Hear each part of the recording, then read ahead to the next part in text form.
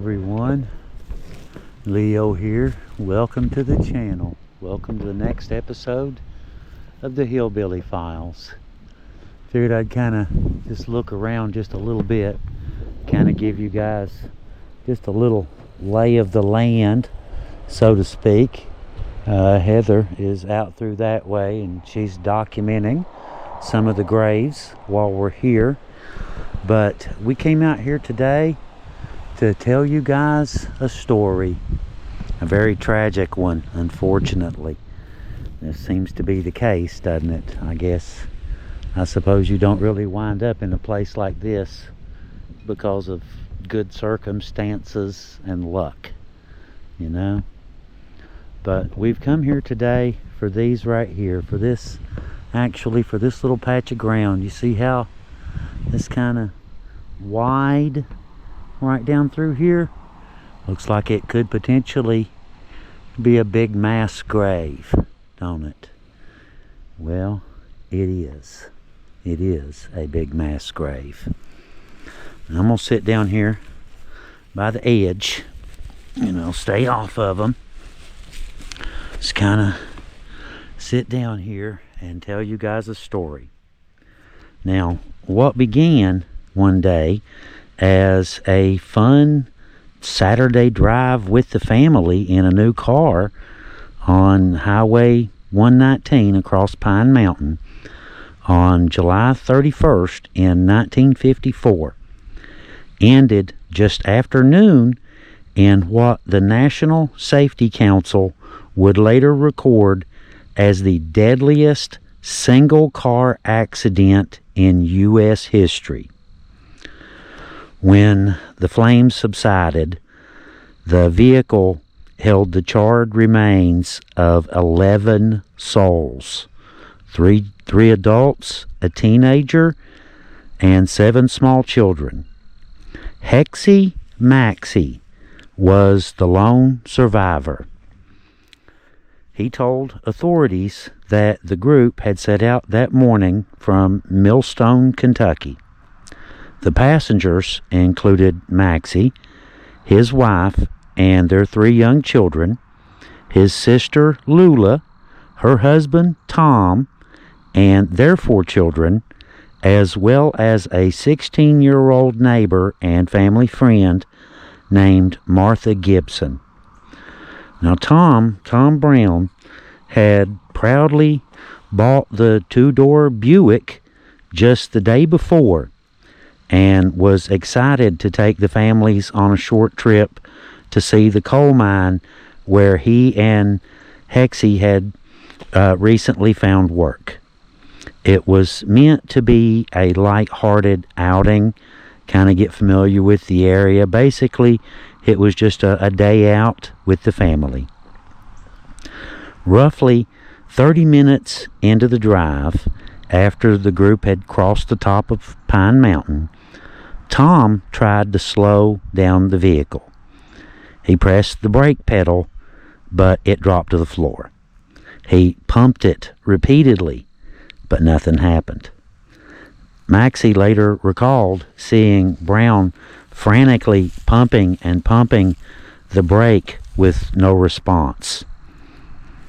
The car, now about 7 miles southeast of Whitesburg, Kentucky, began accelerating downhill and into a sharp curve.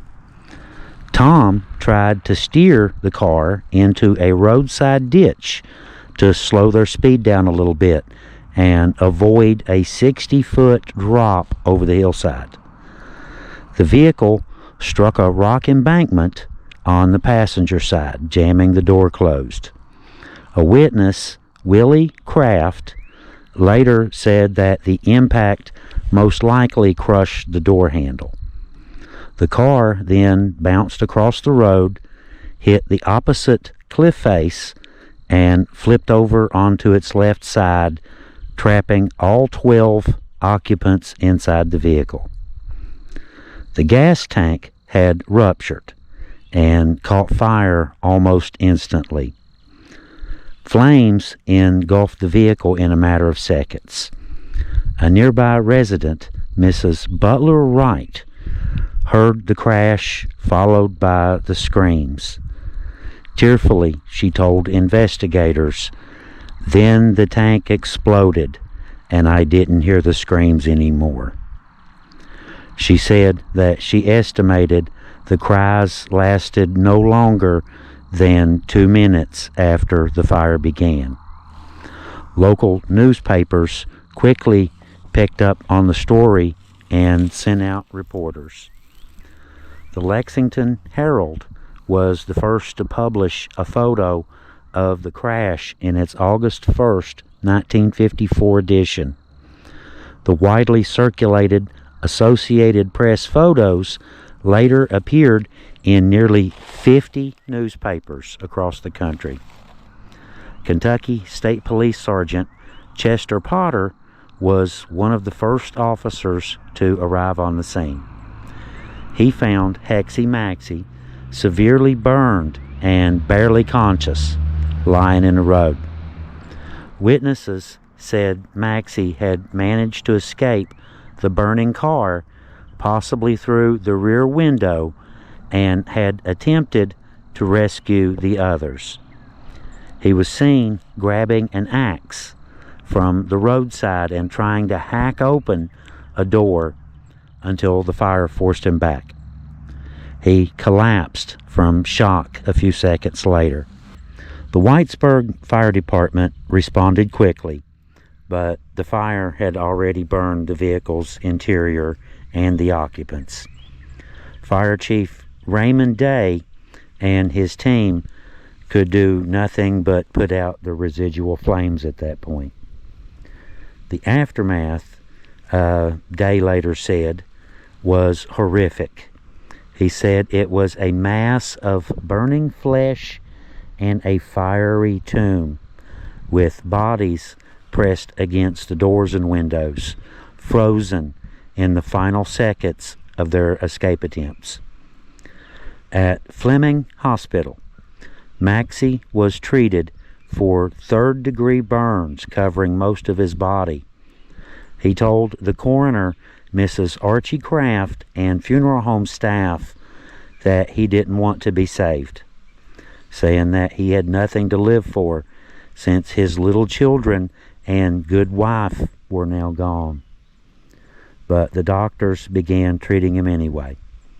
A photographer from the Lexington Herald later took a picture of Maxie in his hospital bed and put it on the front page of the paper's August 3rd edition. Back at the Kraft Funeral Home in Whitesburg, a staggering 1,500 people had come to pay their final respects, but the victims' bodies were so badly burned that identification could only be done by guessing ages, sexes, and sizes. The funeral home closed the wooden and cloth-lined caskets, pairing the victims together. Elsie Collins Maxie, 30 years old, held her baby Louise, who was 10 months old, in one coffin. Betty Sue Maxie, 4, and Ellis Ray Maxie, 2, shared another. Tom Brown, 44, was buried with his son Hayden, who was 4. Lula Maxie Brown, 38, was buried with her daughter Geraldine, who was 2. Christine Brown, 11, and Shirley Jean Brown, 7, were the last pair. Martha Gibson, 16, was buried alone in a coffin provided by her family. More than 150 volunteers gathered here in this graveyard to dig a large shared grave here in the Shays Fork Cemetery near McRoberts. Maxie, still hospitalized, asked that a space be left beside his wife for him, as he expected and wished to die with them. On Monday, August 2nd, A somber procession of four hearses wound its way from the funeral home to Shays Fork here. Under a light rain, over 500 mourners assembled for the service. Reverend Bob Sexton of Whitaker Free Will Baptist Church led the ceremony.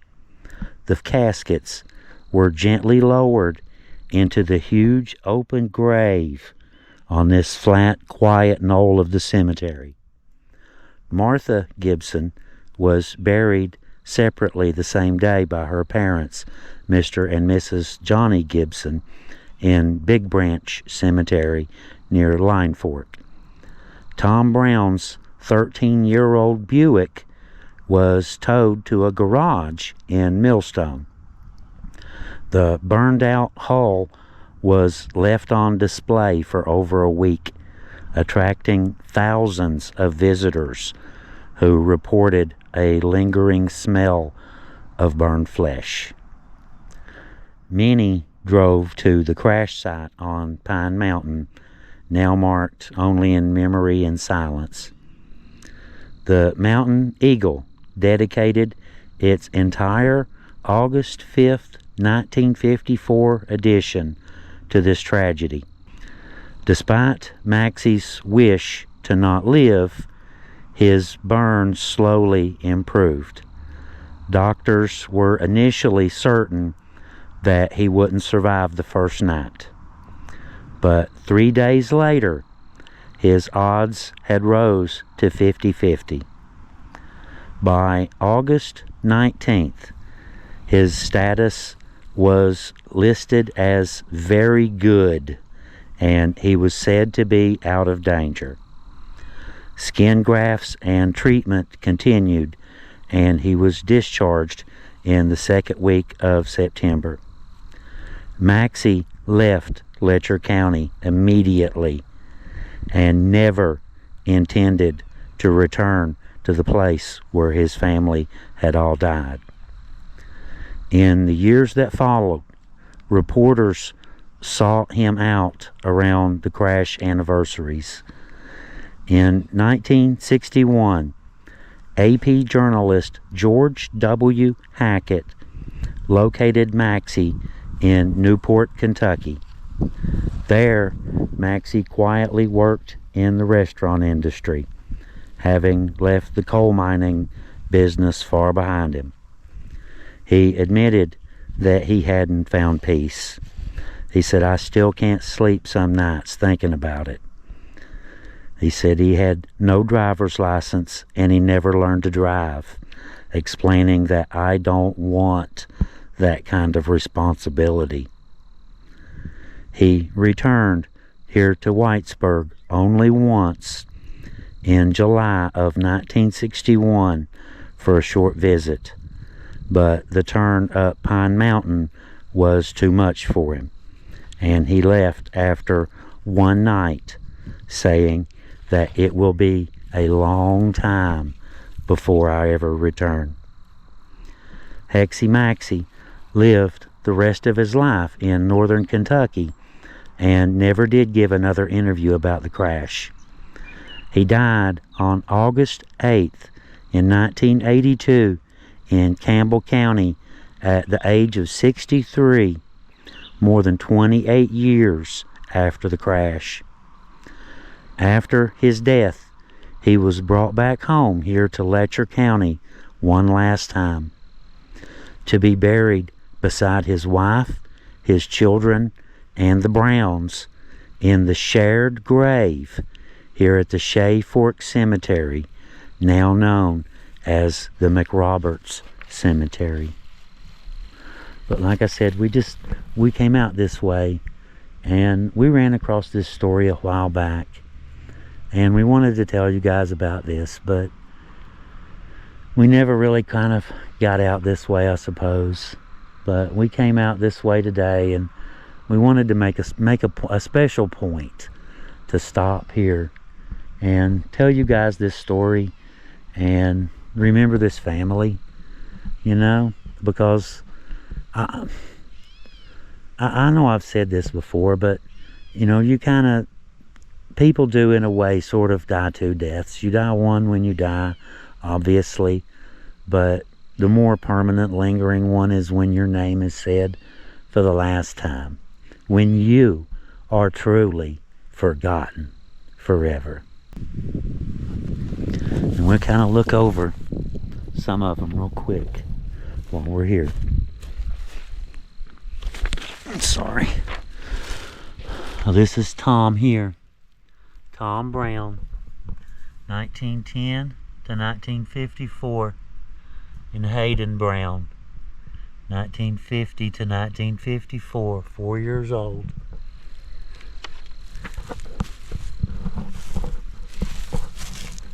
Geraldine Brown, 1952 to 1954.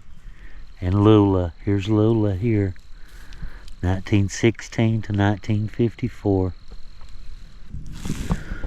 Now this one here is Christine Brown, 1943 to 1954. And Shirley J, 1947 to 1954.